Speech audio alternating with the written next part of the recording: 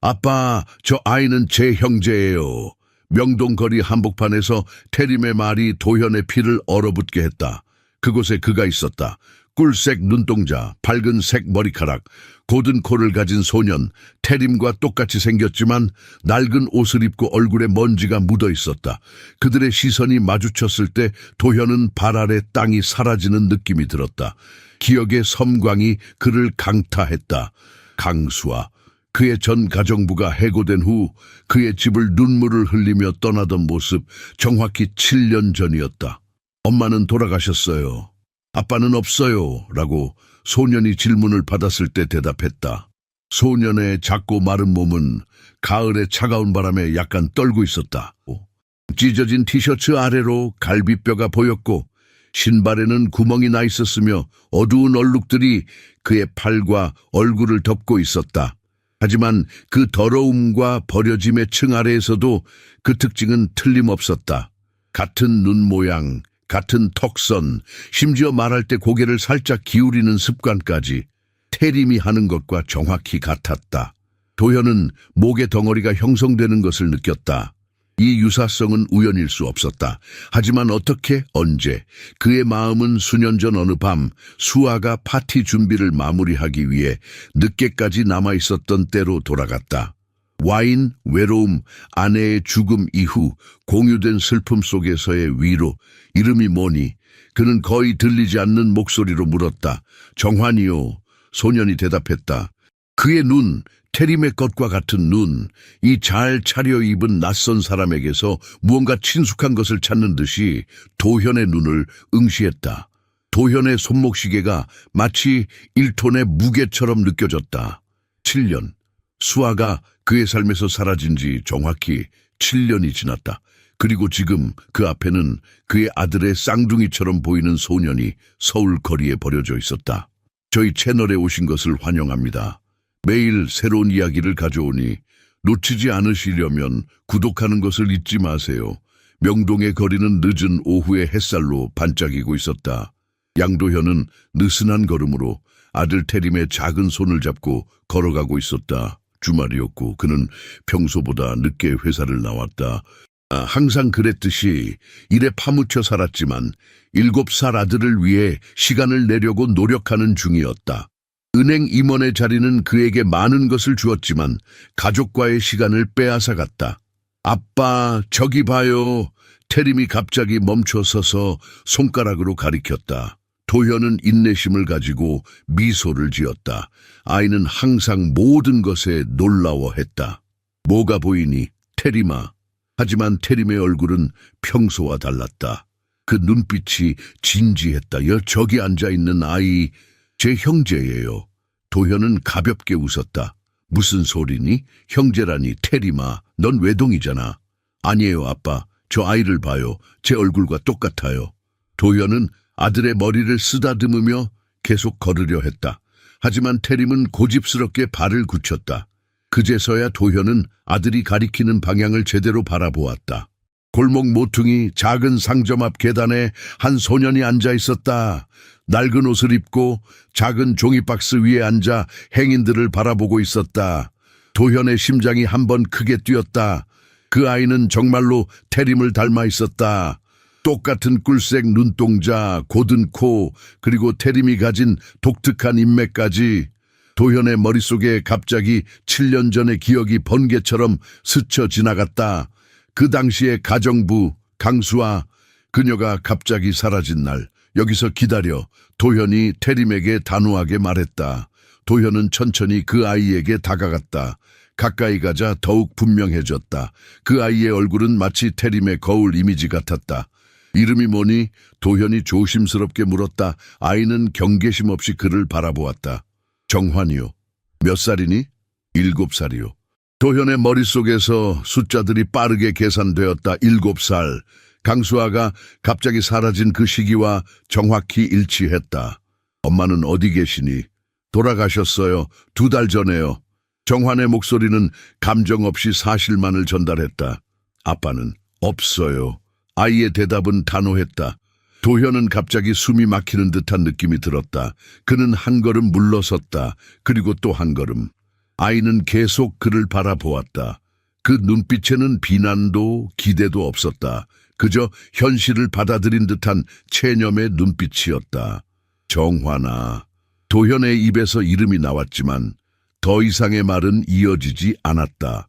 그는 급히 태림에게 돌아가 그의 손을 잡고 서둘러 차로 향했다. 가는 내내 그는 침묵했다. 태림이 여러 번 정환에 대해 물었지만 도현은 대답하지 않았다. 단지 이 일에 대해서는 더 이상 얘기하지 않을 거야. 알겠니? 라고 단호하게 말했을 뿐이다. 집에 도착하자마자 도현은 서재로 직행했다. 오래된 직원 기록부를 꺼내 들었다. 그의 손이 약간 떨렸다. 3년 전 파일 속에서 그는 찾고자 하는 이름을 발견했다. 강수아 가정부. 신원정보와 함께 기록된 내용에는 개인적 불화로 인한 해고라고 간략하게 적혀 있었다. 도현은 서류를 내려놓고 창밖을 바라보았다. 어둠이 내리고 있었다. 그의 안에서도 어둠이 피어오르고 있었다. 도현은 밤새 뒤척였다. 머릿속에는 정환의 얼굴이 맴돌았다. 그 아이의 눈빛, 태림과 너무나 닮은 그 모습. 새벽 4시 더 이상 잠을 이루지 못한 그는 침대에서 일어나 서재로 향했다. 수아의 기록을 다시 살펴보았다. 주소는 서울 남부의 오래된 임대 아파트 단지였다. 전화번호도 있었다. 손이 떨리는 것을 느끼며 그는 전화를 걸었다. 통화 연결음이 몇 번 울린 후 이 전화번호는 더 이상 사용하지 않습니다. 라는 기계적인 목소리만 들렸다. 당연한 결과였다. 이미 7년이 지났으니. 아침이 밝자마자 도현은 회사에 전화해 하루 휴가를 냈다. 20년 넘게 한 번도 개인 사정으로 휴가를 내지 않았던 그였기에 비서는 놀란 목소리로 그의 건강을 걱정했다. 하지만 도현은 이미 다른 생각에 사로잡혀 있었다. 김 기사, 오늘 나를 한 곳에 데려다 줄 필요가 있어. 지금 당장. 평소보다 더 뻣뻣한 정장 차림으로 도현은 채올랐다. 그는 창밖으로 펼쳐지는 서울의 모습을 무심히 바라보았다. 화려한 강남의 빌딩들이 점점 뒤로 물러나고 차는 서울 남부의 낡은 주택가로 들어섰다. 이 동네는 그에게 낯설었다. 그의 삶은 항상 서울의 부유한 북쪽과 강남에서만 이루어졌다. 30분 후 그들은 허름한 다세대 주택 앞에 도착했다. 건물은 낡았지만 깨끗하게 관리되어 있었다. 도현은 깊게 숨을 들이마시고 차에서 내렸다. 여기서 기다리세요. 그는 기사에게 말했다. 현관 앞에 도착한 그는 잠시 주저했다. 이름표를 확인하니 3층에 강 씨 가족이 살고 있었다. 천천히 계단을 올라 그 문 앞에서 도현은 다시 한번 깊은 숨을 들이마셨다. 그리고 조심스럽게 문을 두드렸다. 문이 열리고 나이 지긋한 여성이 나타났다. 70대로 보이는 그녀는 도현을 위아래로 훑어보았다. 누구세요? 그녀가 경계하는 목소리로 물었다. 강수아 씨를 찾고 있습니다. 노인의 눈이 가늘어졌다. 수아는 이미 이 세상 사람이 아니에요. 2달 전에 폐렴으로 떠났어요. 도현의 가슴이 무너졌다. 비록 그녀를 찾을 수 있을 거라 기대하지는 않았지만 이렇게 직접적으로 그녀의 죽음을 확인하니 갑작스러운 상실감이 밀려왔다. 아, 정말 유감입니다. 제가 그녀와 오래전에 알던 사이였습니다. 당신이 누구죠? 노인이 의심스럽게 물었다. 도현은 망설였다. 전 그녀가 일했던 집의 주인입니다. 노인의 표정이 차갑게 변했다. 아, 그 사람이군요. 수아가 임신했을 때 그녀를 내쫓은 사람. 도현은 충격을 받았다. 저는 그녀가 임신한 것을 몰랐습니다. 그럴 리가요. 노인은 비웃음을 머금었다. 수아는 당신에게 편지도 썼어요. 여러 번. 답장은 없었죠. 도현은 말문이 막혔다. 그는 그 어떤 편지도 받은 적이 없었다. 아마도 그 당시 비서가 중요하지 않다고 판단해 처리했을 것이다. 정환이는요? 그 아이는 어디 있나요? 노인은 깊은 한숨을 내쉬었다. 정환이는 수아가 죽은 후 며칠 동안 나와 함께 있었어요. 하지만 도망쳤어요. 엄마 없는 곳에 있느니 혼자 사는 게 낫다고 했죠. 거리에서 지내는 것 같아요. 아무도 그를 찾지 않았어요. 그 아이에게는 가족이 없었으니까요. 마지막 문장은 도현의 가슴을 찔렀다. 가족이 없다. 하지만 그것은 사실이 아니었다. 정환에게는 아버지가 있었다. 바로 자신이었다. 정환이에 대해 더 알려주실 수 있을까요? 노인은 잠시 그를 관찰하더니 문을 좀 더 열었다. 들어오세요. 이야기할 게 많네요. 도현은 노인의 작은 아파트로 들어섰다. 벽에는 정환과 젊은 여성의 사진이 걸려 있었다. 수아였다. 도현은 그녀를 바로 알아보았다. 그녀의 미소는 7년 전과 똑같았다. 차라도 한잔 하시겠어요? 노인이 물었다. 네, 감사합니다. 도현은 앉아서 자신의 인생이 완전히 뒤바뀌는 순간을 준비했다. 수아의 어머니 강미숙은 찻잔을 천천히 내려놓았다. 그녀의 주름진 손가락이 살짝 떨렸다. 수아는 당신을 원망하지 않았어요. 미숙이 말했다. 오히려 자신의 실수라고 생각했죠. 당신이 사업가이고 이미 가정이 있으며 그런 스캔들이 생길 경우 모든 것을 잃을 수 있다는 것을 알았으니까요. 도현은 자신의 손을 내려다 보았다. 고급 시계, 완벽하게 다듬어진 손톱, 성공한 사업가의 상징들. 그러나 지금 그것들은 그에게 공허하게 느껴졌다. 그녀는 왜 제게 말하지 않았습니까? 그가 물었다. 미숙은 쓴 웃음을 지었다. 말했어요. 여러 번. 하지만 당신의 비서는 그녀의 전화를 받지 않았고 편지는 아마도 쓰레기통에 버려졌겠죠. 그래서 수아는 포기했어요. 혼자서 아이를 키우기로 결심했죠. 도현의 마음속에 분노가 일었다. 주현, 그의 전 비서, 항상 그의 이미지를 지키려 했던 그녀. 아마도 수아의 편지가 그의 손에 들어가지 않도록 했을 것이다. 정환이는 좋은 아이예요. 미숙이 계속했다. 영리하고 강해요. 수아는 그를 위해 모든 것을 희생했어요. 하지만 병이 심해지면서 그녀는 떠나야 했죠. 도현은 목이 메어 말을 잇지 못했다. 수아가 혼자서 정환을 키우며 겪었을 고통과 어려움을 상상할 수 없었다. 정환이를 찾아야겠습니다. 도현이 결심한 듯 말했다. 미숙은 그를 의심스럽게 바라보았다. 왜요? 이제 와서 무엇을 하려고요? 7년이나 지났는데 제 아들입니다. 제 책임입니다. 미숙의 눈에 눈물이 고였다. 당신이 진심이길 바랍니다. 정환이는 이미 충분히 상처받았어요. 더 이상의 거절과 배신은 감당하지 못할 거예요. 도현은 일어서서 깊이 고개를 숙였다. 약속드립니다. 정환이를 찾아 제 아들로 키우겠습니다. 아파트를 나온 도현은 즉시 휴대폰을 꺼내 신뢰할 수 있는 변호사에게 전화했다. 한 아이를 찾아야 합니다. 이름은 강정환, 7살이고 현재 거리에서 생활하고 있는 것 같습니다. 그 아이가 당신과 무슨 관계입니까? 변호사가 물었다. 도현은 깊게 숨을 들이마셨다. 제 아들입니다. 확실합니까? DNA 검사로 확인해야겠지만 네, 확신합니다. 이해했습니다. 즉시 조치하겠습니다. 도현은 전화를 끊고 차에 올랐다. 기사는 아무 말 없이 그를 회사로 데려다 주었다. 사무실에 도착하자 도현은 바로 비서를 불렀다. 오늘 남은 일정을 모두 취소해 주세요. 그리고 오늘부터 당분간 제 일정을 최소화해 주세요. 개인적인 문제로 시간이 필요합니다. 비서는 놀란 표정을 감추지 못했지만 고개를 끄덕이고 물러났다. 몇 시간 후 변호사로부터 전화가 왔다. 명동 근처에서 정환으로 추정되는 아이가 발견되었다는 소식이었다. 도현은 망설임 없이 사무실을 나섰다. 정환은 여전히 같은 장소 작은 상점 앞 계단에 앉아 있었다. 마치 기다리고 있었던 것처럼 도현은 천천히 다가가 아이 앞에 무릎을 꿇었다. 정환아, 그는 부드럽게 말했다. 아이는 그를 바라보았다. 경계심이 가득한 눈빛이었다. 어제 우리 만났었지. 도현이 계속했다. 정환은 고개를 끄덕였다. 당신은 어제 도망갔어요. 그 직설적인 말에 도현은 마음이 아팠다. 미안해, 놀랐었어. 왜요? 네가 내 아들인 것 같아서.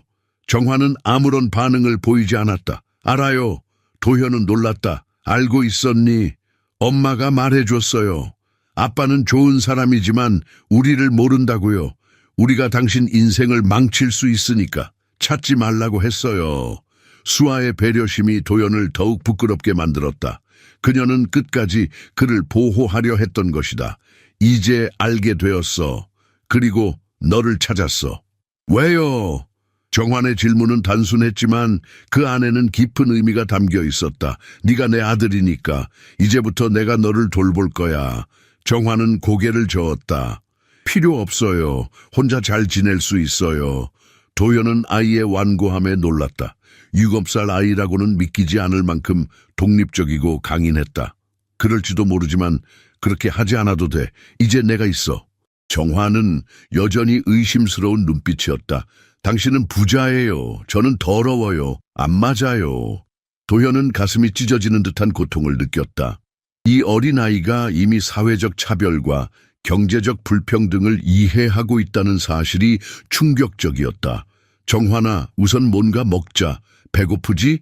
잠시 침묵 후 정환은 조용히 고개를 끄덕였다. 적어도 그것은 시작이었다. 근처 분식점에서 도현은 정환을 지켜보았다. 아이는 떡볶이를 허겁지겁 먹고 있었다. 며칠 동안 제대로 된 음식을 먹지 못한 것이 분명했다. 도현은 가슴이 아팠다. 그의 아들이 굶주림을 겪었다는 사실이 견딜 수 없었다. 천천히 먹어, 더 시킬 수 있어. 도현이 부드럽게 말했다. 정환은 잠시 멈췄다가 다시 먹기 시작했다. 이번에는 조금 천천히. 어디서 자고 있니? 도현이 조심스럽게 물었다. 쫓아내지 않는 곳이면 어디든요. 정환의 대답은 담담했다. 도현은 이를 악물었다. 자신의 아들이 거리에서 잠을 자고 쫓겨나는 경험을 했다는 생각이 그를 미치게 했다. 그의 아들이 냉정하게 거절당하고 무시당하고 배고픔을 느끼는 동안 그는 고급 레스토랑에서 식사하고 특급 호텔에서 회의를 하고 있었다. 오늘부터는 그럴 필요 없어. 내 집에서 자도 돼. 정환은 의심스러운 눈으로 그를 바라보았다. 저를 경찰에 넘길 건가요? 아니, 왜 그런 생각을 하니? 다른 어른들이 그랬어요. 도와주겠다고 하면서 경찰에 넘겼어요. 도현은 분노를 느꼈다. 이 아이가 얼마나 많은 배신을 경험했는지. 약속할게. 널 경찰에 넘기지 않을 거야. 넌 내 아들이고 이제부터 내가 돌볼 거야. 식사를 마친 후 도현은 정환을 채 태웠다. 아이는 고급 차의 내부를 경이로운 눈으로 바라보았지만 아무것도 만지지 않았다. 너무 깨끗해서 더럽힐까봐 두려운 듯했다. 집으로 가는 길에 도현은 변호사에게 전화를 걸었다. 아이를 찾았습니다. 지금 집으로 데려가고 있어요. DNA 검사는 언제 할 수 있나요? 내일 아침에 병원 예약을 해드리겠습니다. 그리고 임시 양육권 신청도 준비해야 합니다. 가능한 빨리 처리해 주세요. 전화를 끄는 도현은 백미러로 정환을 바라보았다. 아이는 창밖을 무표정하게 바라보고 있었다. 정환아, 우리 집에 가면 태림이 있을 거야. 내 다른 아들, 어제 너를 본 아이야. 정환은 고개를 끄덕였지만 아무 말도 하지 않았다. 도현의 집은 강남의 고급 주택가에 있었다. 대문이 열리자 넓은 정원과 현대적인 건축의 대저택이 나타났다. 정환의 눈이 커졌지만 여전히 침묵을 지켰다. 차가 멈추자 태림이 현관에서 뛰어나왔다. 아빠!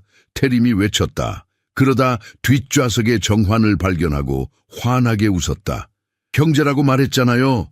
도현은 태림의 머리를 쓰다듬었다. 그래, 내 말이 맞았어. 태림은 신이 나서 정환에게 다가갔다. 안녕, 네가 내 형이야? 아니면 동생이야? 정환은 태림을 바라보다가 시선을 내렸다. 모르겠어요. 같은 나이면 쌍둥이야. 태림이 신나게 말했다. 도현은 아이들을 집 안으로 안내했다. 가정부 장미정이 현관에서 그들을 맞이했다. 그녀는 정환을 보고 놀란 눈치였지만 프로답게 표정을 관리했다. 미정씨, 이 아이는 정환이에요. 오늘부터 우리와 함께 살 거예요.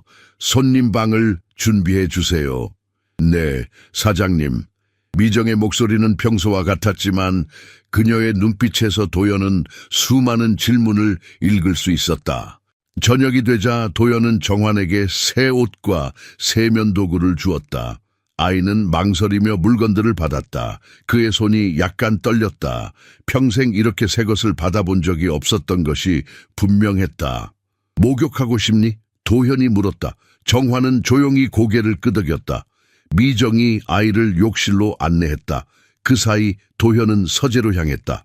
그는 수아에 대해 더 알아보고 싶었다. 과거에 무슨 일이 있었는지, 정확히 기억해내고 싶었다. 미정이 차를 가져왔다. 아이를 목욕시켰습니다. 이제 자고 있어요. 앉으세요, 미정씨. 물어볼 게 있습니다. 미정은 조심스럽게 앉았다. 20년 넘게 이 집에서 일해온 그녀는 많은 것을 보고 들었다.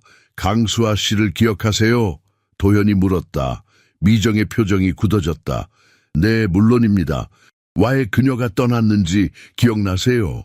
미정은 잠시 침묵했다. 제가 그녀를 해고하지 않았어요, 사장님. 당신이 그랬어요. 도현은 책상 위에 펼쳐진 파일에서 눈을 떼지 않았다. 왜 해고했죠? 사소한 다툼 때문이었어요. 수아 씨가 당신의 무심한 말에 반발했어요. 그때 그녀가 특히 예민했던 것 같아요. 당신은 화가 나서 그녀에게 나가라고 했죠. 도현은 그날을 희미하게 기억했다. 와인잔을 깬 일로 시작된 언쟁, 그의 날카로운 질책, 수아의 눈물, 그리고 그의 차가운 목소리, 내일부터 오지 마세요. 그 후에 그녀가 연락을 시도했나요? 미정은 망설였다. 몇 통의 편지가 왔었어요. 하지만 주현 씨가 처리했어요. 당신에게는 이런 문제로 신경 쓸 시간이 없다면서요. 도현의 손이 주먹을 쥐었다. 주현, 그의 전 비서. 항상 효율적으로 일을 처리했던 그녀. 결국 그녀는 도현의 아들을 그에게서 7년 동안이나 숨겨온 셈이었다. 그녀가 임신했다는 것을 알고 계셨나요? 의심은 했어요. 하지만 그녀는 확인해 주지 않았어요. 갑자기 사라졌고 아무도 그녀를 다시 보지 못했어요. 도현은 파일을 세게 닫았다. 충분합니다. 가보세요. 미정이 나간 후 도현은 창가에 서서 밤하늘을 바라보았다. 그의 마음은 복잡했다. 수아에 대한 미안함, 정환에 대한 책임감, 그리고 자신의 과거 행동에 대한 후회가 뒤섞였다. 그의 휴대폰이 울렸다. 변호사였다. 양도현님, DNA 검사가 내일 오전 10시로 예약되었습니다. 병원은 강남 세브란스입니다. 그리고 임시 양육권 신청서도 준비되었습니다. 감사합니다. 전화를 끊은 도현은 조용히 손님 방으로 향했다. 문을 살짝 열고 안을 들여다보았다. 정화는 큰 침대 가운데에서 작게 웅크린 차에 자고 있었다. 그 모습이 너무 작고 외로워 보여 도현의 가슴이 아팠다. 미안하다, 아들아. 그는 속삭였다. 이제부터는 네가 외롭지 않게 해줄게. 그는 조용히 문을 닫고 자신의 방으로 향했다. 내일은 중요한 날이 될 것이다. 정화는 한밤중에 깨어났다. 낯선 천장, 너무 부드러운 침대, 그리고 주변의 조용함이 그를 불안하게 했다.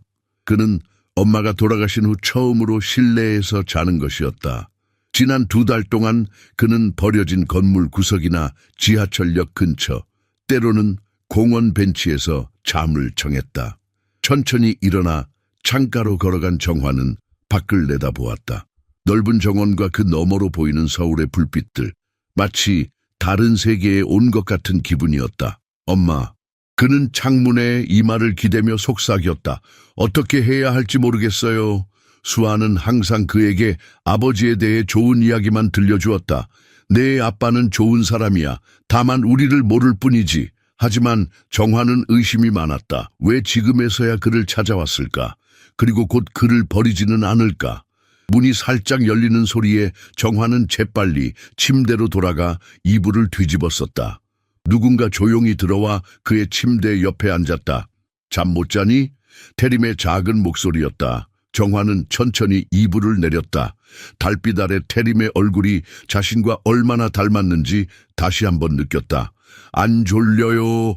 정환이 중얼거렸다. 나도 그래. 너무 신기해서. 태림이 환하게 웃었다. 형제가 생겼다니 믿기지 않아. 우린 형제가 아냐. 태림의 미소가 사라졌다. 왜? 아빠가 우리 둘 다 아빠라고 했는데. 그래도 난 여기 속하지 않아. 태림은 고개를 갸웃했다. 무슨 말이야? 네가 내 쌍둥이 같은데 왜 속하지 않아? 정화는 창문 쪽을 바라보았다. 넌 이해 못해.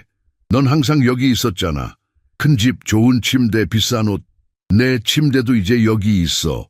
태림이 반박했다. 아빠가 그랬어. 네가 이제 우리 가족이라고. 정화는 믿지 않았다. 그는 이미 너무 많은 실망을 겪었다. 한때 할머니도 그를 원했지만 결국 그는 도망쳐야 했다. 할머니의 작은 연금으로는 그를 부양하기 어려웠고 이웃들은 그를 사생아라고 수군거렸다. 밖에서 장난감이 있었어. 태림이 갑자기 주제를 바꿨다. 자동차가 하나 있었는데 뺏겼어요. 누가 뺏었어? 큰 아이들이요. 엄마 장례식 날 가지고 나왔다가 정화는 말을 멈췄다. 그날의 기억이 너무 아팠다. 엄마의 작은 장례식, 할머니의 울음소리, 그리고 그가 소중히 여기던 작은 장난감 자동차를 뺏어간 동네 아이들. 내 것 하나 빌려줄게. 태림이 말했다. 하지만 부수지 마. 바보 아니에요. 정환이 날카롭게 대답했다. 그런 뜻이 아니야.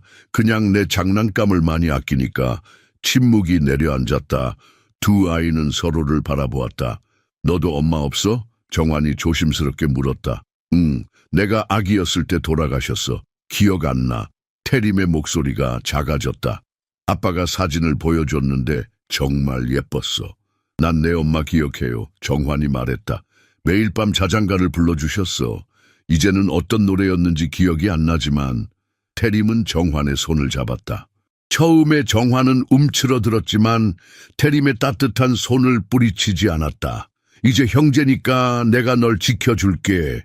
정환은 고개를 들어 태림을 바라보았다. 진심 어린 눈빛이었다. 어쩌면 이 아이는 자신을 정말 형제로 받아들이는 것일지도 모른다. 복도에서 발소리가 들렸다. 두 아이는 재빨리 이불 속으로 들어갔다. 도현이 문을 열고 안을 들여다보았다. 정환은 눈을 감고 자는 척했다. 문이 다시 닫히고 발소리가 멀어졌다. 내일 병원에 가야 한대. 태림이 속삭였다. 아빠가 그랬어. 네가 정말 우리 가족인지 확인하려고. 정환의 가슴이 조여들었다. 병원.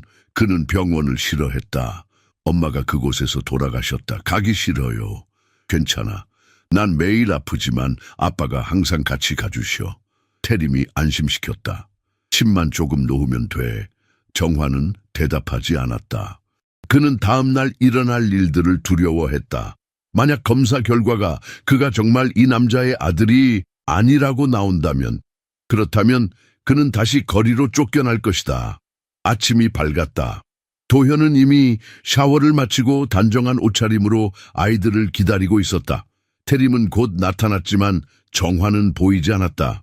도현은 손님 방으로 향했다. 문을 열자 침대는 비어 있었다. 정환아? 그가 불렀다. 방 안에서 작은 움직임이 있었다. 침대 밑에서 정환이 나왔다. 그의 표정은 경계심으로 가득했다. 병원에 가고 싶지 않아요. 정환이 단호하게 말했다. 도현은 침대 가장자리에 앉았다. 왜? 병원은 사람이 죽는 곳이에요. 엄마가 거기서. 정환의 목소리가 떨렸다. 도현은 가슴이 아팠다. 이 아이에게 병원은 어머니를 잃은 곳이었다. 오늘 가는 병원은 달라. 아무도 죽지 않아. 그냥 우리가 진짜 아버지와 아들인지 확인하는 곳이야. 제 피를 뽑을 거예요.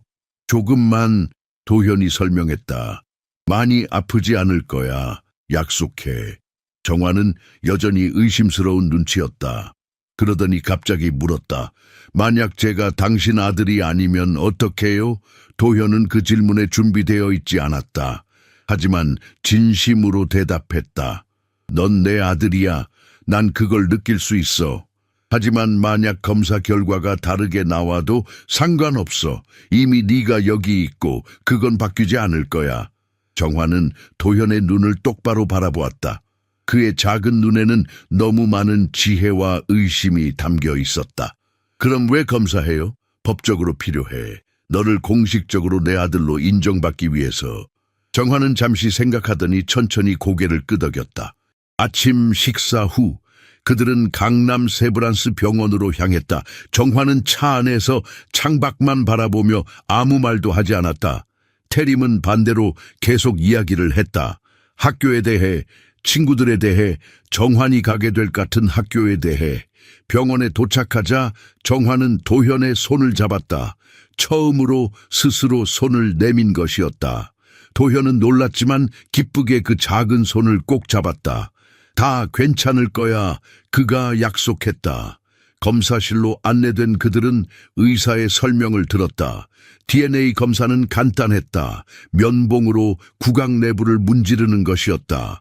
정화는 눈을 꼭 감고 의자에 앉았다. 간호사가 다가와 검사를 시작했다. 다 끝났어요, 어린이. 간호사가 미소 지으며 말했다. 정화는 눈을 떴다. 아프지 않았어요. 그럼요, 피검사가 아니니까요. 도연도 같은 검사를 받았다. 의사는 결과가 24시간 이내에 나올 것이라고 설명했다. 병원을 나온 후 도현은 정환을 데리고 공원으로 향했다. 그들은 아이스크림을 사서 벤치에 앉았다. 내가 당신 아들이 아니면 어떡해요? 정환이 다시 물었다. 녹아내리는 아이스크림을 바라보며 도현은 진지하게 그를 바라보았다. 이미 말했잖아. 상관없어. 이제 네가 여기 있고 그건 변하지 않을 거야. 정말이요. 정말이야. 정환은 다른 말을 하지 않았다. 하지만 처음으로 가볍게 거의 알아차릴 수 없을 정도로 미소 지었다. 도현은 알아차렸고 그 작은 미소가 그의 가슴을 따뜻하게 했다. 집으로 돌아오는 길에 도현의 전화가 울렸다. 변호사였다. 양육권 임시 승인이 나왔습니다. 내일 법원에서 서류를 받을 수 있습니다. 감사합니다. 도현이 답했다. 그가 전화를 끊자 정환이 물었다. 무슨 일이에요? 좋은 소식이야. 네가 합법적으로 나와 함께 살 수 있게 되었어. 그럼 제가 여기 살 수 있어요. 진짜로요? 그래, 진짜로. 그들이 집에 도착했을 때 태림은 즉시 정환을 뒤뜰로 데려가 놀이터를 보여주었다. 미정은 도현에게 커피를 건넸다. 어떻게 진행되고 있습니까? 그녀가 조심스럽게 물었다. 아직 시작일 뿐이에요. 길고 어려운 과정이 될 겁니다.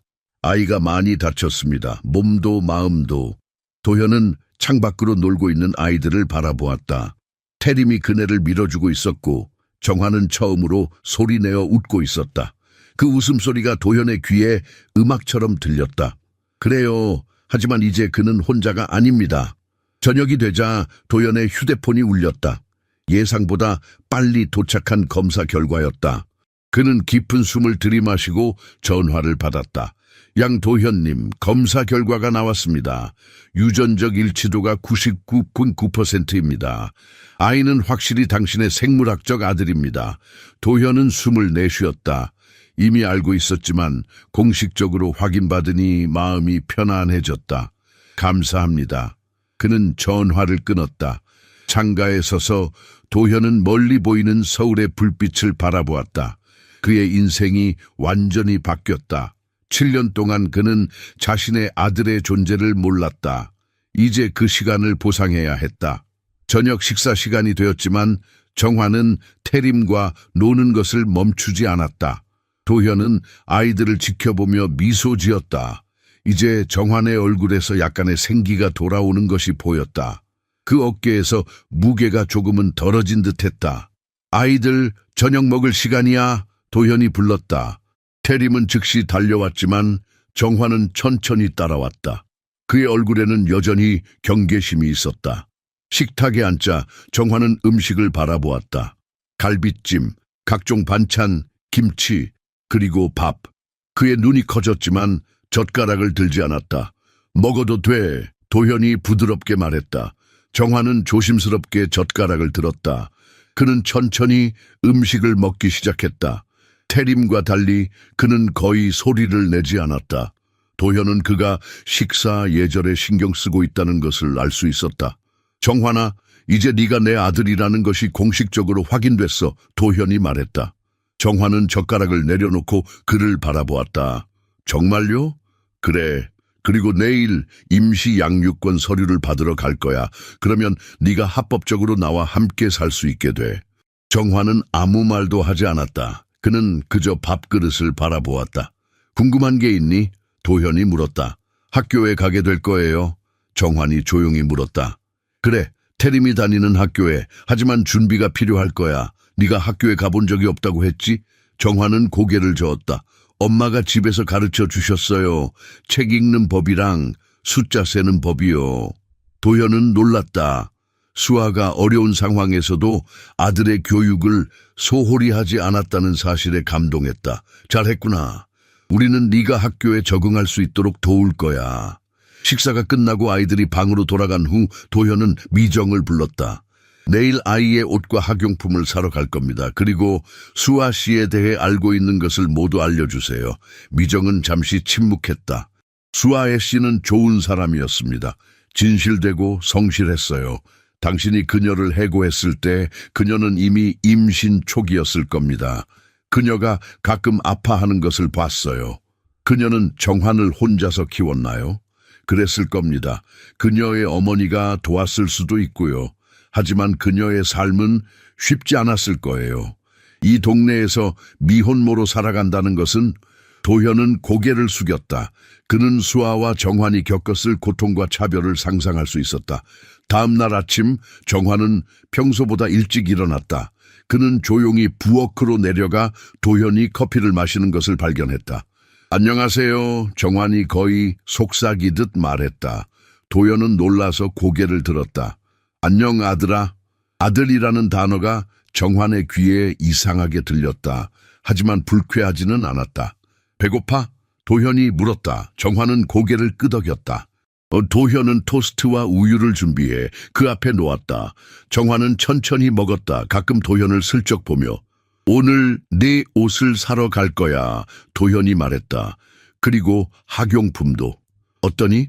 정환은 어깨를 으쓱했다. 학교에 가본 적 없어요. 걱정하지 마. 태림이 너를 도울 거야. 그리고 나도 항상 곁에 있을 거고. 정환은 먹던 것을 멈추었다. 만약 애들이 날 놀리면 어떡해요? 내 자신을 방어해.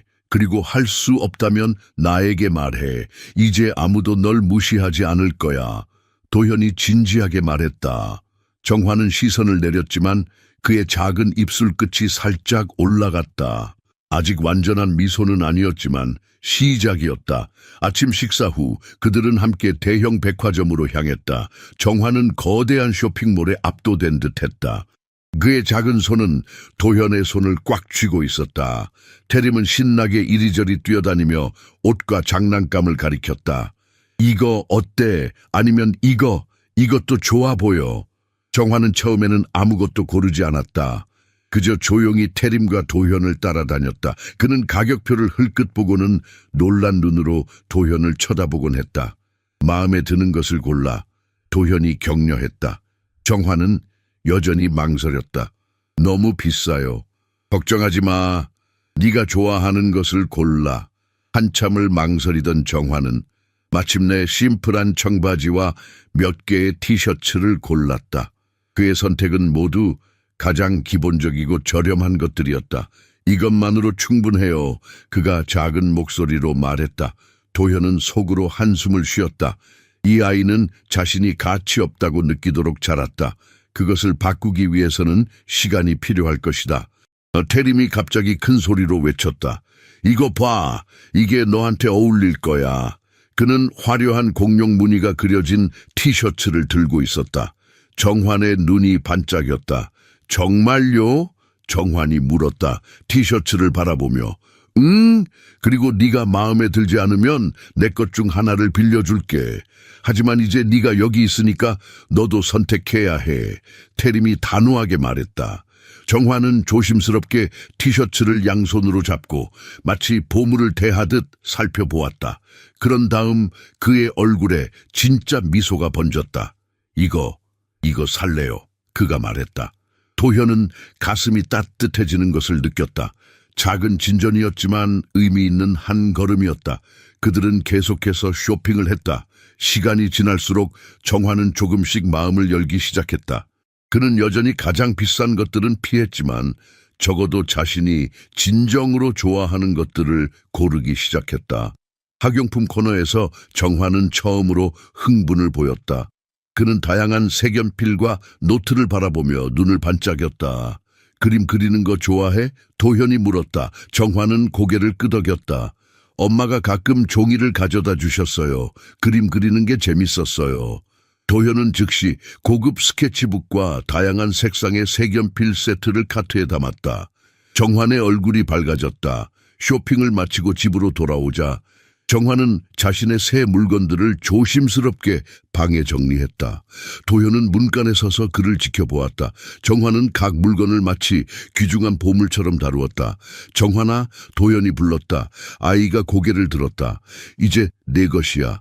아무도 뺏어가지 않아. 정환의 눈에 눈물이 고였다. 그는 재빨리 손등으로 눈물을 닦았다. 고마워요. 그가 속삭였다. 도현은 방으로 들어가 정환 옆에 앉았다. 조심스럽게 그의 어깨에 팔을 둘렀다. 정환은 움츠러들지 않았다. 이제부터 모든 것이 달라질 거야. 약속할게. 정환은 고개를 끄덕였다. 그는 말없이 도현의 품에 기대었다. 그것은 가장 작은 동작이었지만 도현에게는 세상을 의미했다. 다음 날 아침 도현은 평소보다 일찍 일어났다. 그는 창밖을 바라보며 커피를 마셨다. 오늘은 중요한 날이었다. 법원에서 정환의 임시 양육권 서류를 받아와야 했다. 그리고 회사로 돌아가 이사회를 만나야 했다. 아이들이 아직 자고 있는 사이 도현은 조용히 집을 나섰다. 법원 앞에 도착하자 그의 변호사가 기다리고 있었다. 서류가 준비되었습니다. 변호사가 말했다. 임시 양육권이 승인되었습니다. 6개월간 유효하며 그 후 영구 양육권을 신청할 수 있습니다. 도현은 서류를 받아들며 안도의 한숨을 내쉬었다. 정말 감사합니다. 하지만 한 가지 알아두셔야 할 것이 있습니다. 변호사가 심각한 표정으로 덧붙였다. 이미 소문이 퍼지고 있습니다. 언론이 이 이야기를 알아냈습니다. 도현의 표정이 굳어졌다. 어떻게? 병원 관계자가 누설했을 가능성이 높습니다. KB은행 양도현 이사 숨겨진 아들 발견이라는 제목의 기사가 이미 온라인에 떠돌고 있습니다. 도현은 깊게 숨을 들이마셨다. 그는 이런 상황이 올 것을 예상했다. 그의 위치와 명성을 고려하면 이 이야기는 언론의 먹잇감이 될 수밖에 없었다. 감사합니다. 제가 처리하겠습니다. 회사로 향하는 차 안에서 도현은 이미 수십 통의 부재중 전화와 메시지를 확인했다. 대부분 언론사와 동료들로부터였다. 그는 한숨을 쉬었다. 직접 상황을 통제해야 할 시간이었다. 회사에 도착하자 그의 비서가 걱정스러운 표정으로 맞이했다. 이사님, 이미 여러 언론사에서 문의가 왔습니다. 그리고 이사회가 긴급 회의를 소집했습니다. 1시간 후에 시작합니다. 알겠어. 홍보팀을 내 사무실로 불러주게. 도현은 진지한 표정으로 회의실에 들어섰다. 그는 가장 가까운 팀을 모았다. 이사들, 법률고문, 이미지 책임자, 모두가 그를 긴장된 표정으로 바라보고 있었다. 여러분 중 일부가 알다시피 한 아이가 나타났습니다. 이름은 강정환입니다. 그는 제 아들입니다. 그가 솔직하게 말했다. 절대적인 침묵이 흘렀다. 일부는 시선을 교환했고 다른 이들은 시선을 내렸다. DNA 검사가 확인했습니다. 그는 제 아들이자 몇 년 전 여기서 일했던 강수아의 생물학적 아들입니다. 어떻게 하실 계획입니까, 양 이사님? 동료 중 한 명이 불편하게 물었다. 옳은 일을 하려고 합니다. 그를 키우고 내 성을 주고 책임을 지는 것입니다. 도현이 단호하게 대답했다. 존경하는 마음으로 양 이사님, 은행의 최고 마케팅 책임자 김민준이 조심스럽게 말했다. 이것은 당신의 이미지에 심각한 타격을 줄 수 있습니다. 이미 소문이 돌고 있고 언론은 당신의 명성을 산산조각 낼 것입니다. 도현은 테이블에 손을 올려놓았다. 내 아들을 인정하지 않는다면 오히려 내 자신에 대해 더 나쁜 이미지를 갖게 될 것입니다. 비판에 직면하는 것이 비겁하게 사는 것보다 낫습니다. 그럼 사임하실 계획입니까? 재무이사 박지영이 직설적으로 물었다. 테이블 주위로 숨을 들이마시는 소리가 들렸다. 도현은 고개를 들어 그녀를 바라보았다. 아니요, 제가 불법적인 일을 한 것이 아닙니다. 단지 제가 전혀 몰랐던 것을 무시했을 뿐입니다. 하지만 이제 알게 되었고 그것을 숨기지 않을 것입니다. 이것이 일부를 불편하게 한다면 그들이 사임할 수 있습니다. 회의실에는 무거운 침묵이 내려앉았다. 저는 이 상황을 통제하기 위해 특별 인터뷰를 하기로 결정했습니다. 도현이 계속했다. 스캔들이 아닌 존엄하게 받아들여진 진실로서 이야기를 전하고 싶습니다. 언제 인터뷰를 하실 계획입니까? 홍보팀장이 물었다. 오늘 저녁 준비해 주세요. 회의를 마치고 사무실로 돌아온 도현은 창밖을 바라보았다. 그의 휴대폰이 울렸다. 미정이었다. 사장님, 집 앞에 기자들이 모여 있습니다. 아이들이 불안해하고 있어요. 특히 정환이가요. 도현의 가슴이 조여들었다. 아이들을 안심시켜 주세요. 곧 집에 갈게요. 그는 즉시 모든 일정을 취소하고 집으로 향했다. 집 앞에는 정말로 수십 명의 기자들이 카메라와 마이크를 들고 모여 있었다. 도현의 차가 다가오자 그들은 떼지어 몰려들었다. 양 이사님, 혼호의 자식이 있다는 것이 사실입니까? 아이의 어머니는 누구입니까?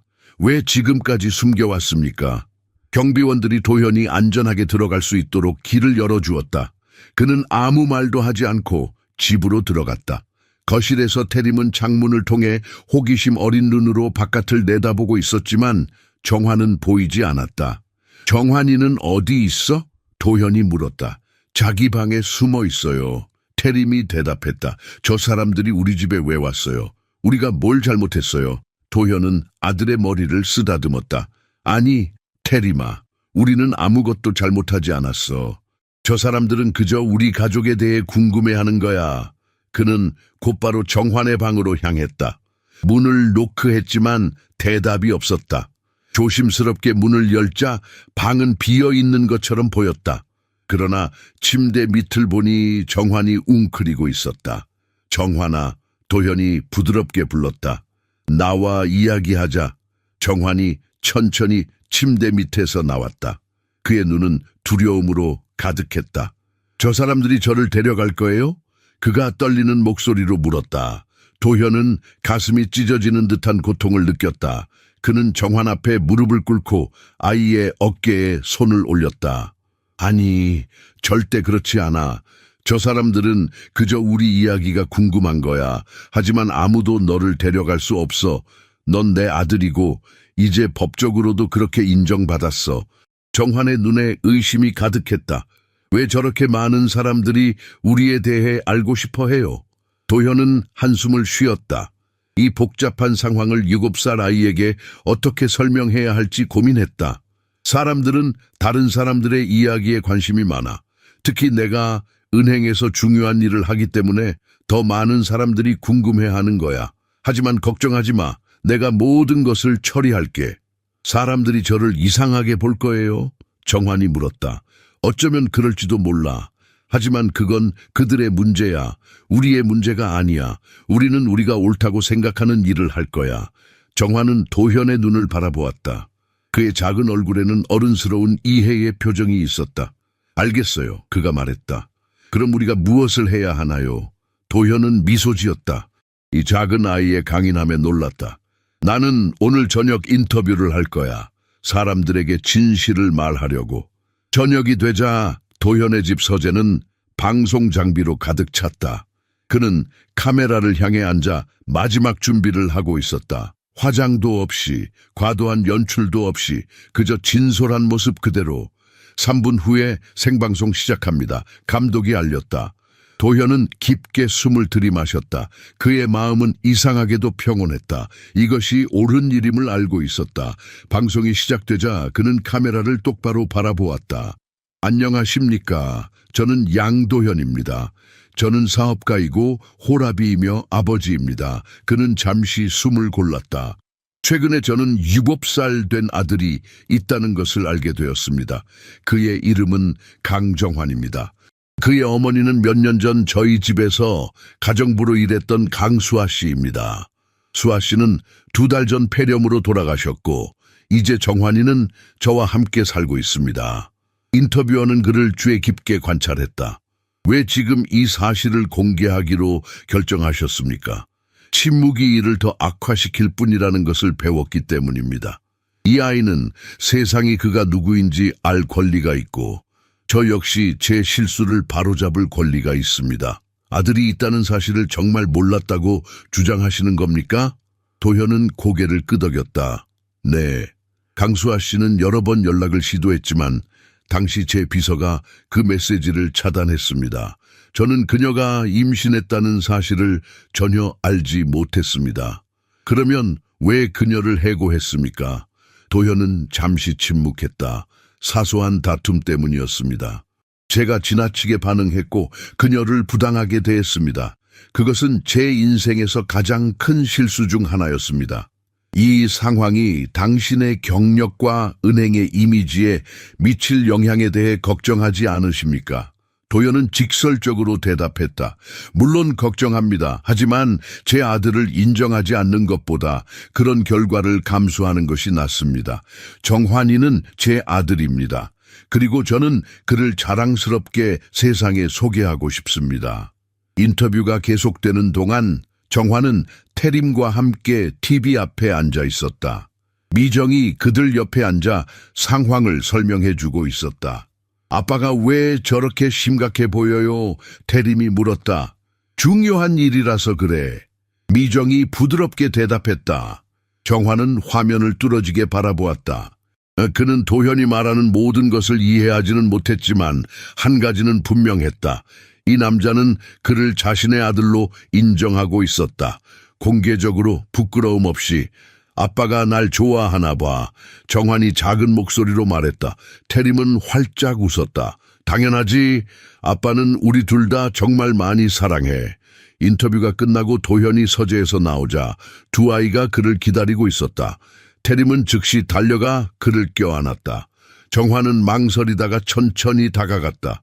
잘했어요? 정환이 조심스럽게 물었다. 도현은 무릎을 꿇고 정환의 눈높이에 맞추었다. 응, 잘했어. 이제 모두가 네가 내 아들이라는 것을 알게 될 거야. 그럼 더 이상 숨을 필요 없어요? 절대 없어. 넌 누구에게도 숨을 필요가 없어. 넌 자랑스러운 내 아들이니까. 정환의 눈에 눈물이 고였다. 그는 도현의 품에 안겼다. 처음으로 그가 먼저 포옹을 시작한 것이었다. 다음 날 아침 도현의 인터뷰는 모든 뉴스에 헤드라인을 장식했다. 소셜미디어는 폭발했다. 일부는 그를 비난했고 또 다른 일부는 그의 용기와 정직함을 칭찬했다. 도현은 출근 준비를 하고 있었다. 그는 태림과 정환에게 키스하고 작별 인사를 했다. 오늘 학교에 등록하러 갈 거야. 그가 정환에게 말했다. 미정 씨가 너를 데려갈 거야. 내가 일찍 돌아와서 어떻게 됐는지 들을게. 정환은 긴장한 표정이었지만 고개를 끄덕였다. 알겠어요. 도현이 현관문을 열자 그는 놀라운 광경을 마주했다. 문 앞에 상자 하나가 놓여 있었다. 그는 조심스럽게 상자를 집어들었다. 안에는 그림이 가득했다.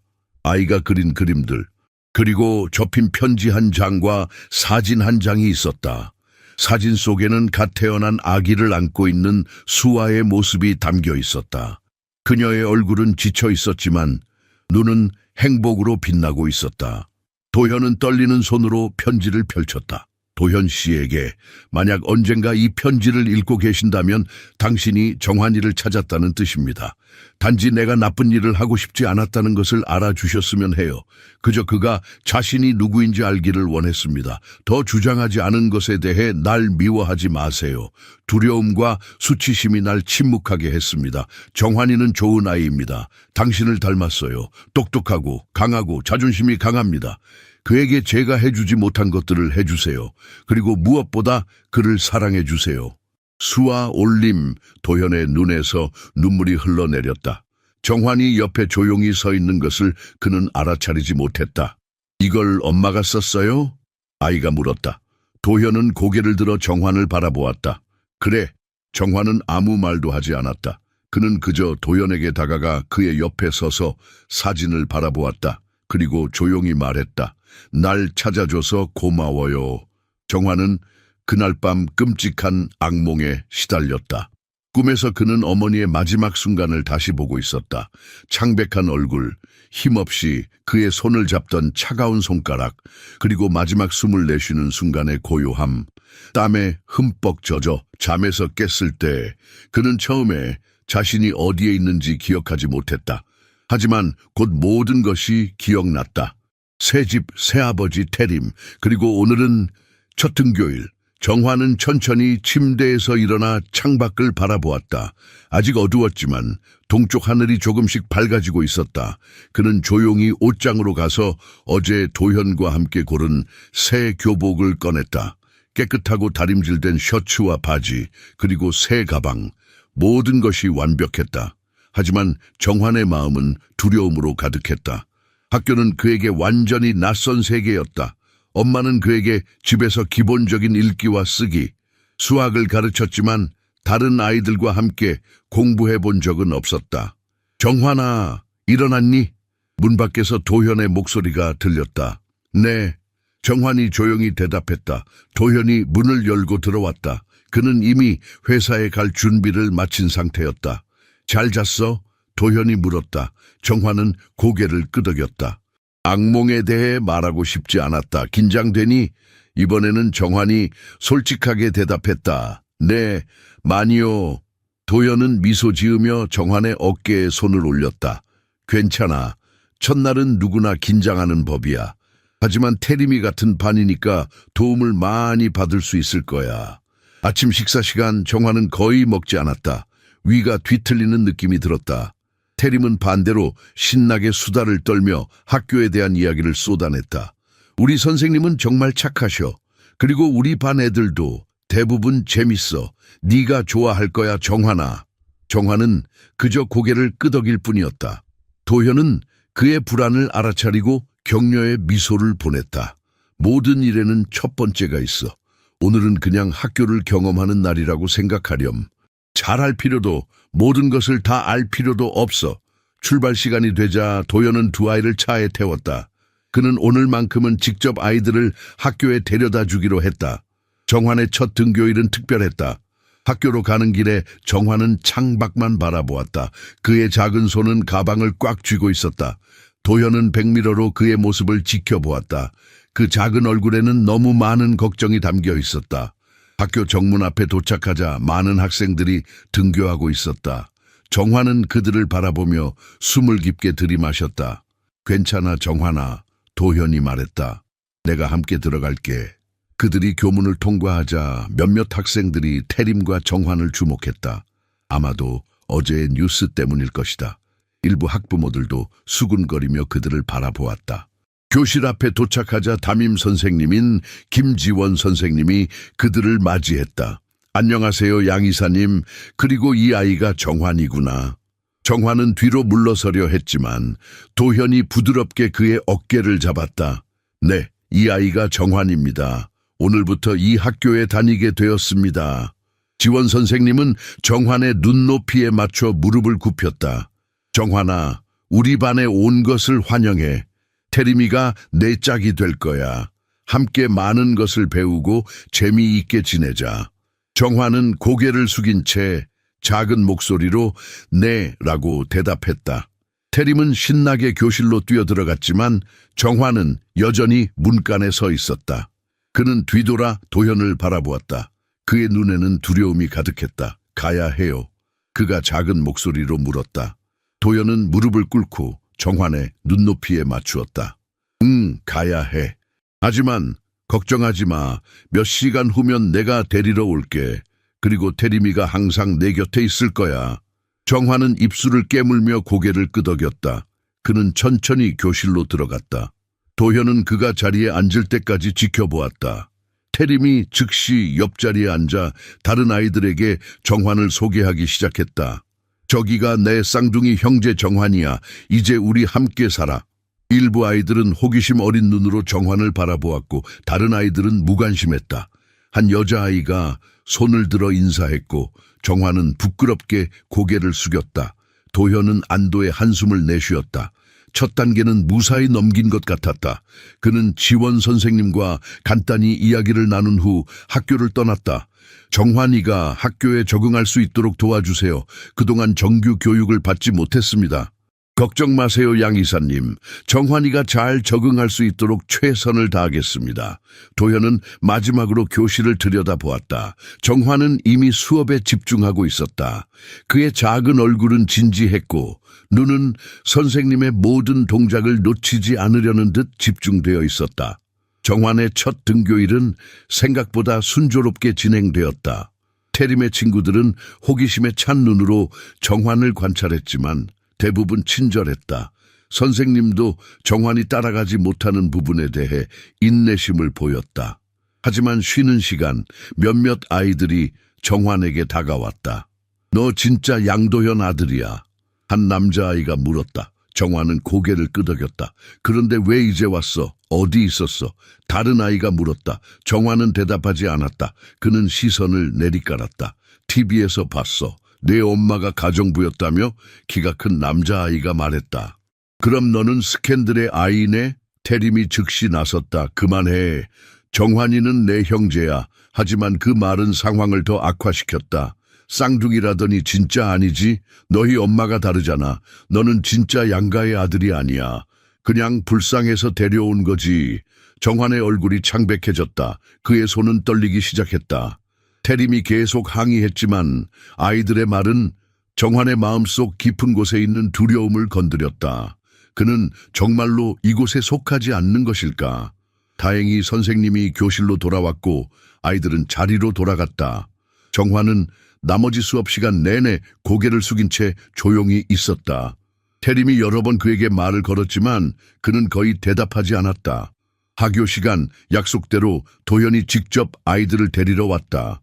그는 차 안에서 기다리고 있었다.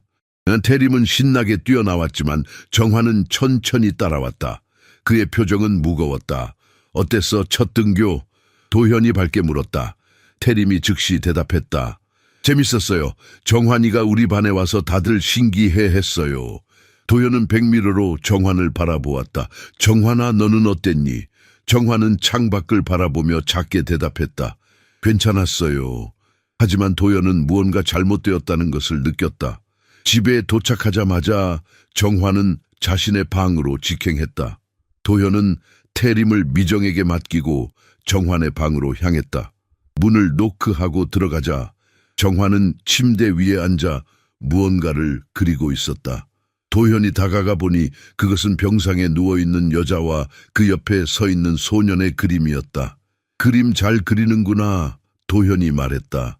정환은 고개를 들지 않았다. 엄마가 가르쳐 주셨어요. 도현은 침대 가장자리에 앉았다. 학교에서 무슨 일 있었니? 정환은 잠시 침묵했다. 그러더니 조용히 말했다. 저는 여기 속하지 않아요. 도현의 가슴이 아팠다. 무슨 말이니? 물론 너는 여기 속해. 아이들이 말했어요. 제가 스캔들의 아이라고요. 제가 진짜 양가의 아들이 아니라고요. 도현은 분노를 느꼈지만 그것을 표현하지 않으려 노력했다. 대신 그는 정환의 어깨에 손을 올렸다. 정환아, 네가 누구인지는 다른 사람들이 정하는 게 아니야. 네가 내 아들이라는 것은 변하지 않는 사실이야. DNA 검사로도 증명됐고 내 마음으로도 느껴져. 정환은 여전히 의심스러운 눈빛이었다. 그럼 왜 사람들이 저를 다르게 봐요? 도현은 깊은 한숨을 내쉬었다. 사람들은 이해하지 못하는 것에 대해 쉽게 판단해. 하지만 그것은 그들의 문제야. 내 문제가 아니야. 엄마가 돌아가시기 전에 정환이 갑자기 말했다. 사람들이 우리를 손가락질했어요. 엄마는 항상 괜찮다고 했지만 울었어요. 밤에 몰래. 도현은 가슴이 찢어지는 것 같았다. 그는 수아와 정환이 겪었을 고통을 상상할 수 있었다. 한국 사회에서 미혼모로 살아간다는 것, 그리고 아버지 없는 아이로 낙인 찍히는 것이 얼마나 어려운지. 정말 미안하다. 도현이 진심으로 말했다. 내가 그때 알았더라면 알았어도 달라지지 않았을 거예요. 정환이 무덤덤하게 말했다. 엄마가 그랬어요. 당신은 중요한 사람이라고. 우리 같은 사람들은 당신 인생을 망칠 수 있다고. 도현은 정환의 얼굴을 두 손으로 감쌌다. 수아 씨가 그렇게 생각했다면 그건 내가 잘못된 인상을 줬기 때문이야. 하지만 지금은 달라. 난 네가 내 인생의 일부라는 것을 모두에게 보여주고 싶어. 정환은 그를 바라보았다. 그의 눈에는 여전히 의심이 있었지만 작은 희망도 보였다. 약속해요? 약속해. 그리고 앞으로도 계속 증명할게. 정환은 고개를 끄덕였다. 그는 그림을 내려놓고 도현 옆으로 조금 더 가까이 움직였다. 도현은 조심스럽게 팔을 뻗어 정환의 어깨를 감쌌다. 이번에는 정환이 몸을 움츠리지 않았다. 내일도 학교에 가야 해요? 정환이 물었다. 응. 하지만 내가 선생님과 이야기할게. 아이들이 너를 괴롭히지 않도록. 제발 그러지 마세요. 정환이 급하게 말했다. 더 심해질 거예요. 도현은 놀랐다. 이 어린 나이에 정환은 이미 세상의 잔인함을 너무 잘 알고 있었다. 그럼 어떻게 하면 좋을까? 정환은 잠시 생각했다. 제가 해볼게요. 태림이 도와줄 거예요. 도현은 정환의 강인함에 다시 한번 놀랐다. 좋아. 하지만 너무 힘들면 언제든지 말해. 알겠지? 정환은 고개를 끄덕였다. 알겠어요. 아빠. 그것은 정환이 처음으로 도현을 아빠라고 부른 순간이었다. 도현은 갑자기 목이 메었다. 그는 아무 말도 하지 못하고 그저 정환을 더 꼭 안아주었다. 며칠 후 도현은 변호사로부터 중요한 연락을 받았다. 정환의 임시 양육권이 가정법원에 의해 공식적으로 승인되었다는 소식이었다.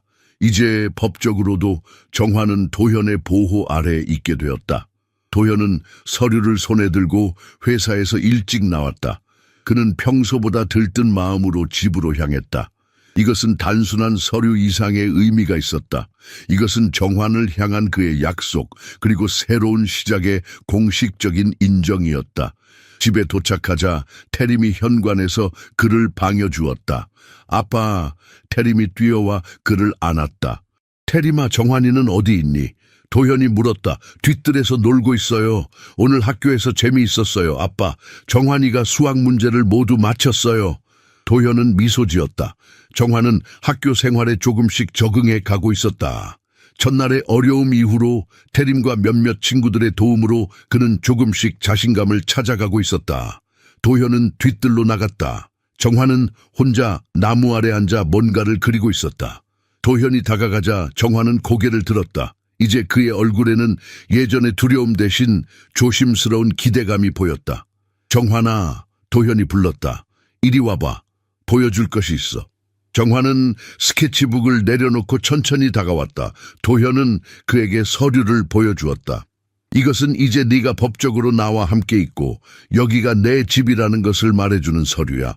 정환은 진지하게 서류를 바라보았다.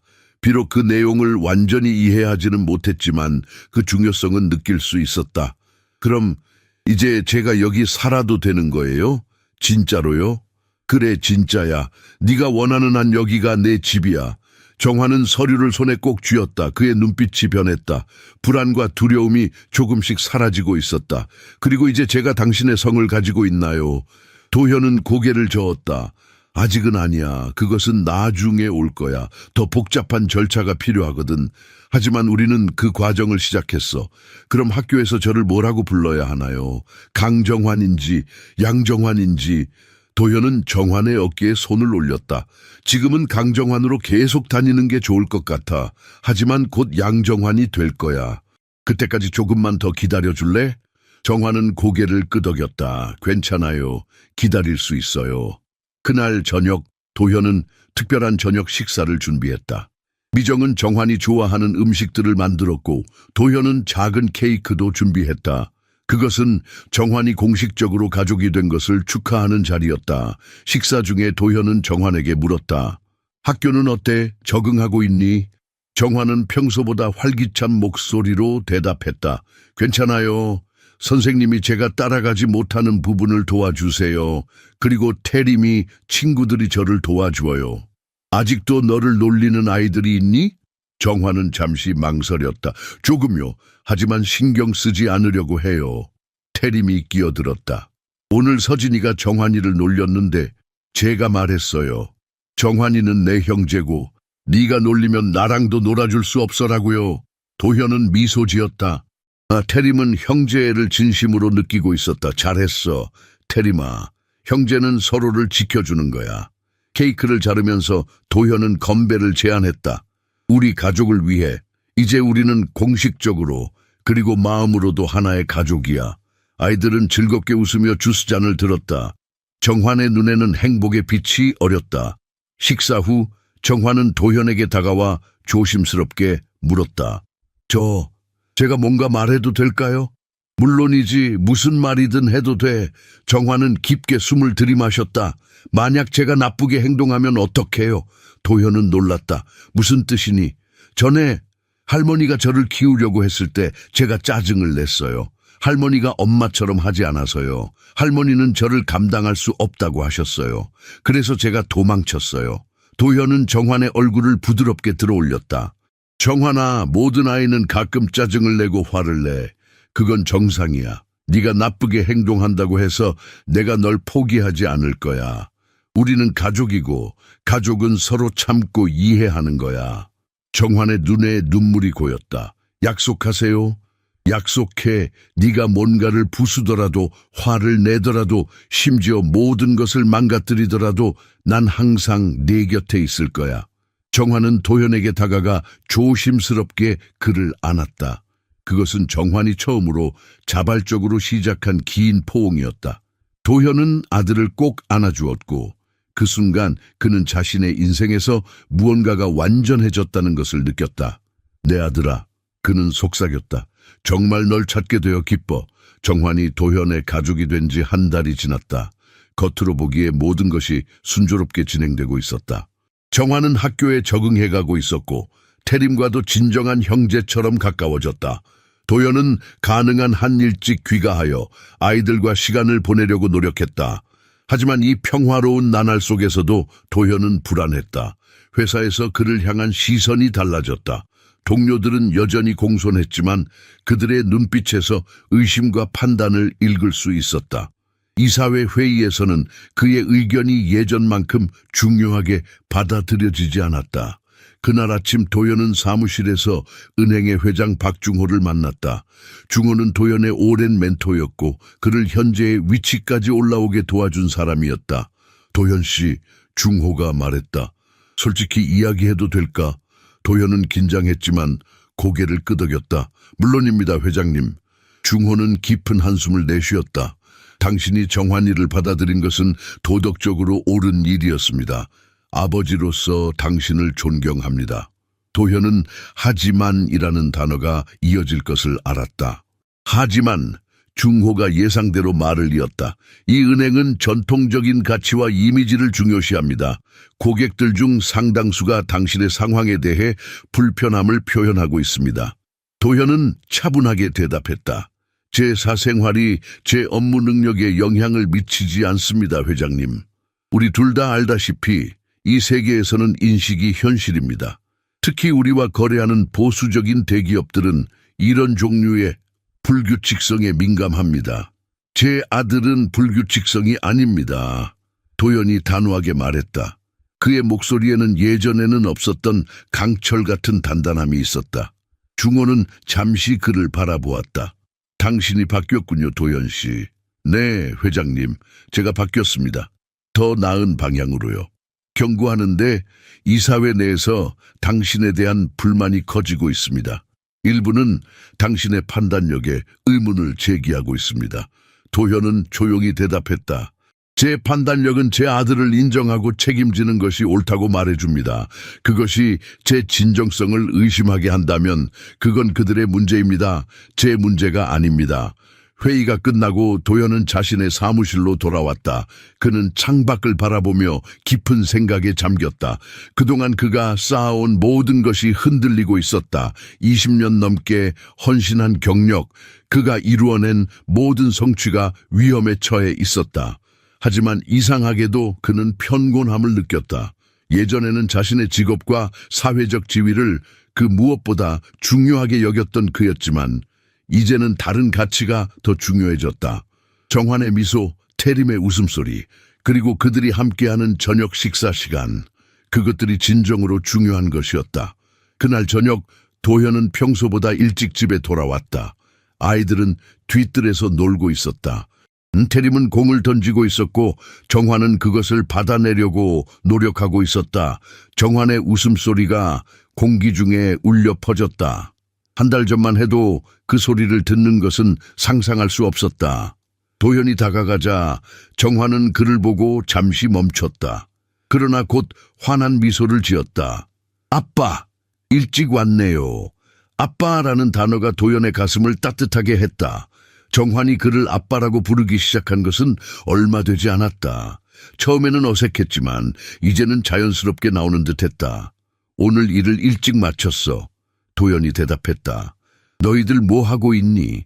태림이가 저에게 야구하는 법을 가르쳐주고 있어요. 정환이 자랑스럽게 말했다. 정환이가 진짜 빨리 배워요, 아빠. 태림이 덧붙였다.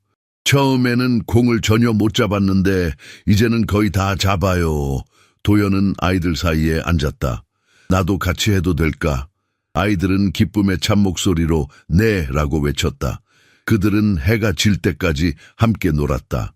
도연은 오랜만에 마음의 평화를 느꼈다. 회사에서의 어려움, 사회적 압력, 그 모든 것이 이 순간에는 중요하지 않았다. 저녁 식사 후 아이들이 잠자리에 들었을 때 도연은 서재에 앉아 생각에 잠겼다. 그의 휴대폰이 울렸다. 비서였다. 이사님 내일 아침 9시에 긴급 이사회가 소집되었습니다. 모든 이사들의 참석이 필수라고 합니다. 도현은 이 갑작스러운 회의가 무엇을 의미하는지 알았다. 폭풍이 다가오고 있었다. 알겠습니다. 참석하겠습니다. 전화를 끊은 후 도현은 아이들의 방을 확인했다. 태림은 이미 깊이 잠들어 있었다. 정환의 방에 들어가자 그는 아직 깨어 있었다. 작은 독서등 아래에서 책을 읽고 있었다. 아직 안 잤구나. 도현이 말했다. 정환은 책에서 눈을 떼고 고개를 들었다. 선생님이 준 책을 다 읽고 싶어서요. 도현은 침대 가장자리에 앉았다. 무슨 책이니? 작은 왕자요. 태림이가 읽으라고 추천했어요. 재미있어요. 도현은 미소 지었다. 좋은 책이지. 나도 어렸을 때 좋아했어. 잠시 침묵이 흘렀다. 정환이 갑자기 물었다. 아빠 괜찮아요. 도현은 놀랐다. 이 아이는 항상 그의 기분을 예리하게 알아차렸다. 응, 괜찮아. 그냥 회사 일 때문에 조금 생각이 많을 뿐이야. 정환은 책을 내려놓고 도현의 손을 잡았다. 쟤 때문에 문제가 생겼어요? 도현은 가슴이 아팠다. 아니, 절대 그렇지 않아. 네가 내 인생에 온 것은 최고의 일이야. 정환은 그를 바라보았다. 그의 눈에는 믿음이 있었다. 저도요, 아빠. 도현은 정환의 이마에 키스했다. 이제 자리엄, 내일 학교에 가야지. 정환은 고개를 끄덕이고 이불 속으로 들어갔다. 도현이 방을 나가려 할 때 정환이 다시 말했다. 아빠, 작은 왕자가 말했어요. 가장 중요한 것은 눈에 보이지 않는다고. 제 생각에 그게 맞는 것 같아요. 도현은 미소 지었다. 그래, 정환아, 그 말이 맞아. 다음 날 아침 도현은 평소보다 일찍 일어났다. 그는 정장을 차려입고 거울 앞에 서서 넥타이를 메었다. 오늘은 중요한 날이었다. 그는 자신의 경력에서 가장 중요한 이사회에 참석할 예정이었다. 그리고 그 결과가 어떻게 나오든 그의 인생이 바뀔 것이라는 것을 알고 있었다. 아이들이 아직 자고 있는 사이 도현은 조용히 아침 식사를 했다. 미정이 커피를 건네주었다. 오늘 중요한 회의가 있으신가요? 그녀가 물었다. 네, 아주 중요한 회의예요. 미정은 그를 걱정스럽게 바라보았다. 무슨 일이 있으신가요, 사장님? 도현은 한숨을 내쉬었다. 제가 정환이를 받아들인 것이 회사에 문제가 되고 있어요. 일부 이사들은 제가 사임해야 한다고 생각하는 것 같아요. 미정의 얼굴이 충격으로 굳어졌다. 그건 너무하군요. 정환이는 당신의 아들인데 세상이 항상 공정하지는 않죠, 미정 씨. 도현이 막 집을 나서려 할 때 계단 위에서 작은 목소리가 들렸다. 아빠. 정환이 잠옷 차림으로 계단을 내려오고 있었다. 그의 눈은 아직 잠에 취해 있었다. 정환아, 왜 일어났니? 아직 일찍인데. 아빠가 나가는 소리가 들려서요. 도현은 미소 지었다. 오늘 중요한 회의가 있어서 일찍 나가야 해. 정환은 도현에게 다가와 그의 정장 바지를 살짝 잡았다. 오늘 제 학교 작품 전시회 있어요. 기억하세요? 도현은 순간 당황했다. 그는 완전히 잊고 있었다. 정환이 처음으로 그린 그림이 학교 전시회에 선정되었고 오늘 오후 부모님들을 초대하는 행사가 있었다. 물론이지, 정환아. 기억하고 있어. 3시에 시작하지? 정환의 얼굴이 밝아졌다. 네, 선생님이 제 그림이 좋다고 하셨어요. 아빠도 보러 오실 거죠?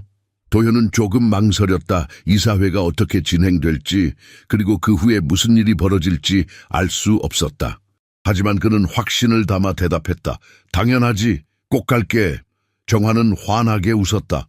그 웃음에서 도현은 아이가 자신을 완전히 신뢰하고 있다는 것을 느꼈다. 그는 정환의 머리를 쓰다듬고 출발했다. KB은행 본사에 도착하자 평소와 다른 긴장감이 느껴졌다. 비서는 평소보다 더 조심스럽게 그를 대했고 복도에서 마주친 동료들은 눈을 피했다. 회의실에 들어서자 이미 모든 이사들이 자리에 앉아 있었다. 회장 박중호가 테이블 상석에 앉아 있었고 그의 표정은 무거웠다. 자, 이제 시작하겠습니다. 중호가 말했다. 도현은 자신의 자리에 앉았다. 그는 이미 무슨 일이 벌어질지 알고 있었다. 오늘 긴급 이사회를 소집한 이유는 양도현 이사의 최근 상황에 관한 것입니다. 중호가 말을 이었다. 이 은행은 170년의 역사와 전통을 가진 금융기관으로서 우리의 이미지와 평판은 가장 중요한 자산입니다. 도현은 차분하게 앉아 있었다. 그는 더 이상 두렵지 않았다.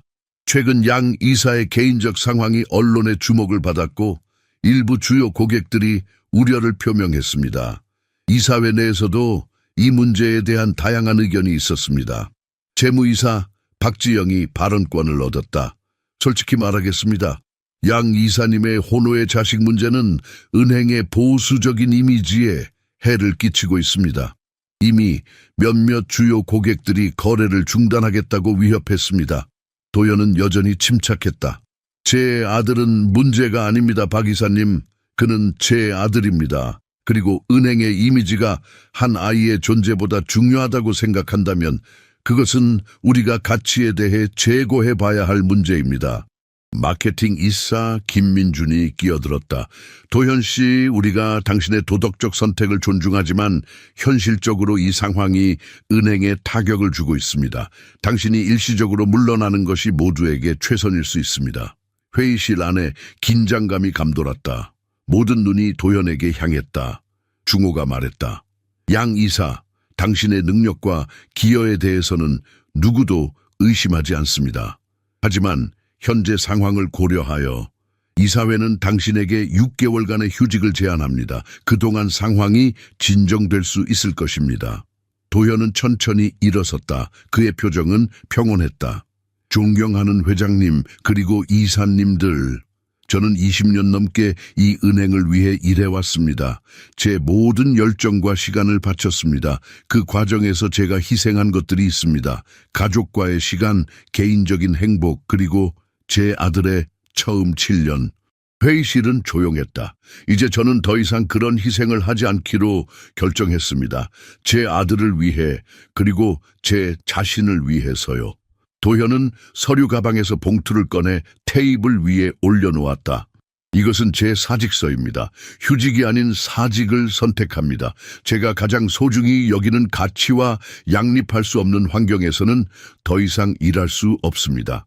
이사들 사이에서 놀란 표정과 속삭임이 오갔다. 중호는 충격을 감추지 못했다. 도현 씨, 성급한 결정을 내리지 마십시오. 우리는 당신의 경험과 전문성을 잃고 싶지 않습니다. 도현은 미소 지었다. 감사합니다, 회장님. 하지만 이것은 성급한 결정이 아닙니다. 오히려 너무 늦게 내린 결정일지도 모릅니다. 그는 자신의 배지와 출입카드를 테이블 위에 올려놓았다. 그동안 함께 일할 수 있어 영광이었습니다. 저는 제 아들의 학교 행사에 참석해야 합니다. 그가 처음으로 그린 그림이 전시되거든요. 이제는 그런 순간들을 놓치지 않을 겁니다. 도현은 고개를 숙여 인사하고 회의실을 나섰다. 그의 걸음은 가벼웠고 마음은 이상하게도 평온했다. 그는 20년간의 경력을 뒤로하고 있었지만 처음으로 진정으로 자유롭다고 느꼈다. 사무실로 돌아가 개인 물품을 정리하면서 그는 책상 위에 있는 사진 한 장을 집어들었다. 태림의 사진이었다. 이제 그 옆에 정환의 사진도 놓을 것이다. 그의 두 아들, 그의 진정한 유산. 도현은 20년 만에 처음으로 평일 오후에 자유로웠다. 그는 차를 몰고 정환의 학교로 향했다. 창밖으로 서울의 풍경이 지나갔다. 고층 빌딩들, 바쁘게 오가는 사람들, 그가 그동안 속해 있던 세계. 하지만 이상하게도 그는 그것을 그리워하지 않았다. 학교에 도착하자 이미 많은 부모들이 모여 있었다. 도현은 자신이 유일하게 정장 차림인 것을 알아차렸다. 다른 아버지들은 대부분 캐주얼한 옷차림이었다. 그는 재빨리 넥타이를 풀고 재킷을 벗었다. 전시회가 열리는 강당으로 들어서자 벽면을 따라 아이들의 그림이 전시되어 있었다. 도현은 정환의 그림을 찾아 천천히 걸었다. 그러다 한 그림 앞에서 멈췄다. 그것은 분명 정환의 그림이었다.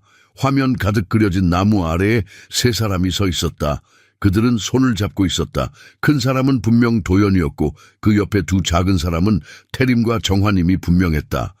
그림 위에는 서툰 글씨로 내 가족이라고 적혀 있었다. 도현의 눈시울이 뜨거워졌다. 정환에게 가족은 어떤 의미였을까? 엄마 없이 자라며 할머니 집에서도 쫓겨나고 거리에서 지내며 그가 꿈꾸었던 가족은 어떤 모습이었을까? 아빠, 도현은 뒤를 돌아보았다. 정환이 태림과 함께 달려오고 있었다. 두 아이 모두 눈을 반짝이며 기뻐했다. 와 주셨네요. 정환이 외쳤다. 도현은 무릎을 꿇고 두 아이를 안았다. 당연하지. 약속했잖아. 저희 그림 보셨어요? 정환이 물었다. 응, 정말 멋진 그림이구나. 네가 그린 가족이 마음에 들어. 정환은 쑥스럽게 웃었다. 선생님이 가족을 그리라고 하셨어요. 그래서 아빠랑 태림이랑 저를 그렸어요. 도현은 정환의 어깨를 꼭 잡았다. 정말 잘 그렸어. 내 그림이 제일 멋져. 태림이 끼어들었다. 아빠 왜 이렇게 일찍 오셨어요? 회사는요? 도현은 잠시 망설였다. 아이들에게 어떻게 설명해야 할까? 오늘부터 아빠는 회사에 안 다닐 거야. 두 아이의 눈이 동그래졌다. 회사 그만두셨어요? 태림이 놀라서 물었다. 응, 아빠가 너희와 더 많은 시간을 보내고 싶어서. 정환의 표정이 걱정스러워졌다. 쟤 때문인가요? 도현은 고개를 저었다. 아니야, 정환아. 너 때문이 아니라 너로 인해서야. 네가 우리 가족에 온 것은 축복이었어. 너는 아빠에게 진짜 중요한 것이 무엇인지 깨닫게 해줬어. 그럼 이제 어떻게 해요? 태림이 물었다. 걱정하지 마. 아빠는 오랫동안 열심히 일해서 저축해 놓은 것이 있어. 우리가 살아가는데 문제 없을 거야. 그리고 곧 새로운 일을 시작할 수도 있고. 정환이 도현의 손을 잡았다. 아빠 정말 괜찮아요?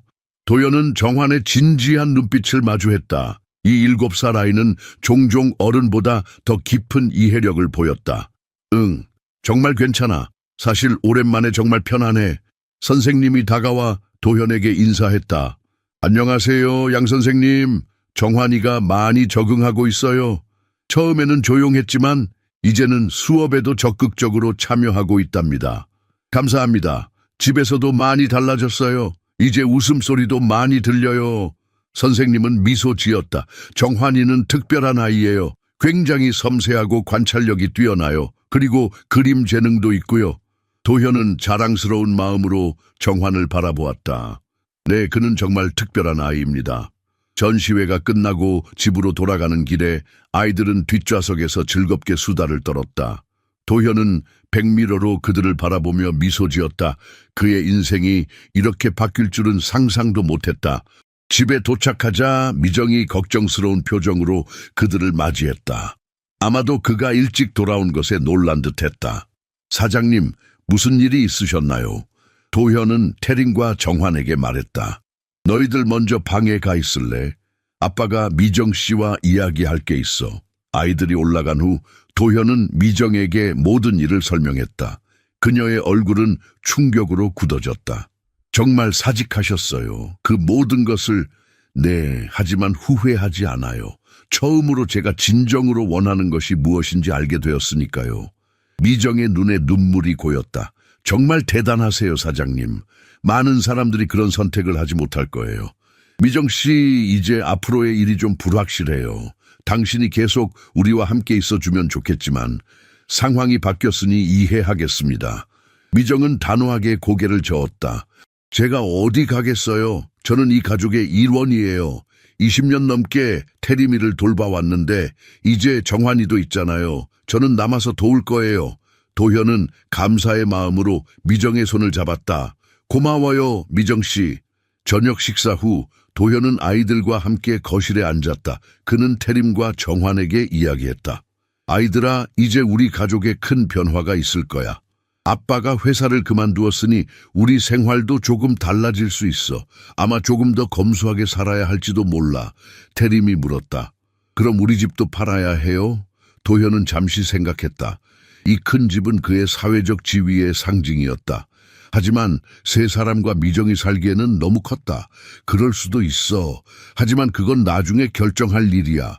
지금은 우리가 함께 있다는 것이 중요해. 정환이 조용히 물었다. 아빠, 후회 안 해요? 도현은 진심으로 대답했다. 전혀. 오히려 이렇게 빨리 결정하지 못한 것을 후회해. 그날 밤 아이들이 잠든 후 도현은 정원에 나가 밤하늘을 올려다보았다. 별들이 반짝이고 있었다. 그는 수아를 생각했다. 그녀가 이 모든 것을 볼 수 있다면 어떻게 느낄까? 그녀는 자신의 아들이 이제 진정한 가족을 찾았다는 것에 기뻐할까? 수아 씨, 그는 별을 향해 속삭였다. 약속할게요. 내가 정환이를 끝까지 지켜줄게요. 그리고 당신이 못해준 모든 것을 해줄게요. 우리 아들이 행복하게 자라도록 최선을 다할게요. 바람이 부드럽게 불어와 그의 뺨을 쓰다듬었다. 마치 수아가 그의 약속을 받아들이는 것 같았다. 6개월이 지났다. 봄이 서울에 찾아왔고 도현의 가족에게도 새로운 시작이 다가오고 있었다. 그들은 강남의 대저택을 팔고 한강이 내려다 보이는 조금 더 작지만 따뜻한 아파트로 이사했다. 도현은 자신의 저축과 투자로 당분간 편안하게 살 수 있었지만 그는 새로운 일을 찾고 있었다. 은행을 떠난 후 그는 자신이 진정으로 하고 싶은 일이 무엇인지 고민했다. 수많은 제안이 들어왔지만 그는 서두르지 않았다.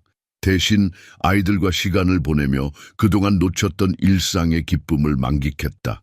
그날 아침 도현은 이제 막 8살이 된 정환을 데리고 법원으로 향했다. 오늘은 특별한 날이었다. 정환의 양육권이 공식적으로 도현에게 영구 이전되는 날이자 정환의 성이 강에서 양으로 바뀌는 날이었다. 긴장돼요?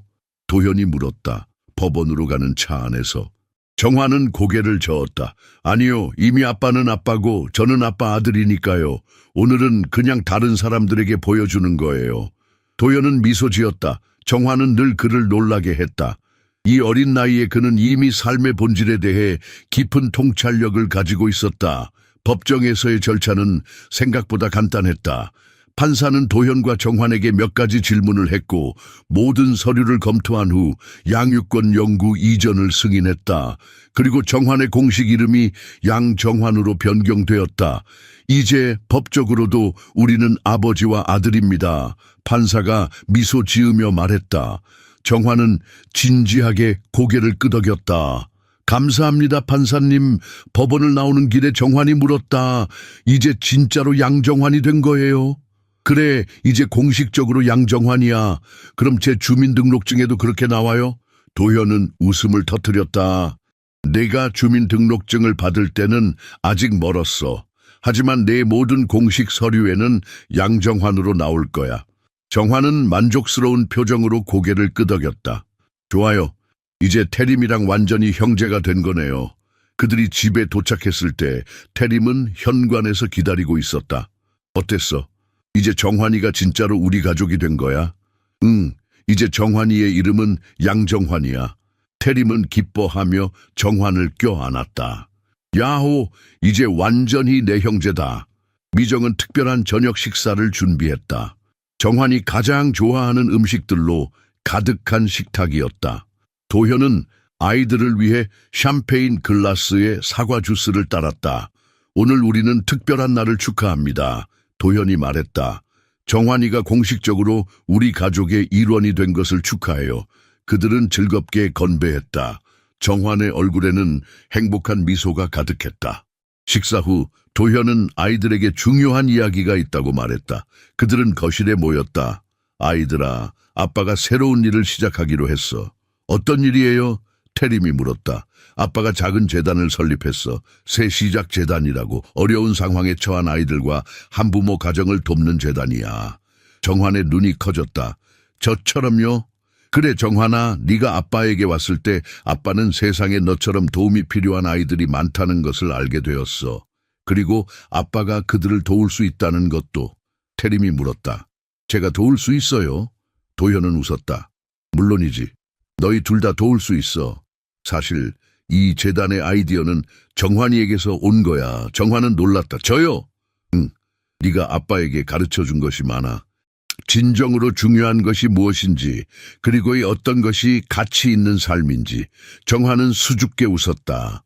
그럼 우리가 다른 아이들을 도울 수 있어요. 엄마 없는 아이들이요. 그래. 그리고 아직 제대로 된 집이 없는 아이들도. 모든 아이들은 안전하고 사랑받는 환경에서 자랄 권리가 있어. 태림이 활짝 웃었다. 좋아요. 저도 돕고 싶어요. 그날 밤 아이들이 잠든 후 도현은 서재에 앉아 새 재단의 계획을 검토했다. 그는 자신의 경험과 금융 지식을 활용하여 정말로 변화를 만들어낼 수 있기를 바랐다. 그의 책상 위에는 수아의 사진이 놓여 있었다. 정환이 그에게 준 유일한 사진이었다. 수아 씨, 그는 사진을 바라보며 속삭였다. 당신이 자랑스러워할 아들로 키울게요. 그리고 당신처럼 도움이 필요한 다른 사람들도 도울게요. 몇 주 후 새해 시작 재단의 공식 개소식이 열렸다.